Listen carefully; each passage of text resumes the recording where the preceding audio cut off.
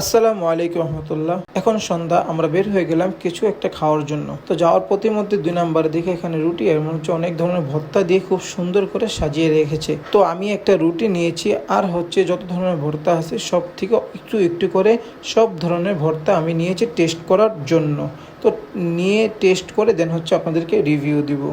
ভর্তাগুলো নিতে নিতে একটা কথা বলে ফেলি, আর সেটা হচ্ছে যারা আমার ইউটিউব চ্যানেলে নতুন অবশ্যই সাবস্ক্রাইব করে ফেলবেন, এবং যারা ফেসবুক পেজের থেকে দেখতেছেন অবশ্যই আপনারা আমাদের পেজটি ফলো করে ফেলবেন। তো যাই হোক, আমাদের ভর্তা নেওয়া শেষ, এখন হচ্ছে খেয়ে দেন হচ্ছে আপনাদেরকে রিভিউ দিব।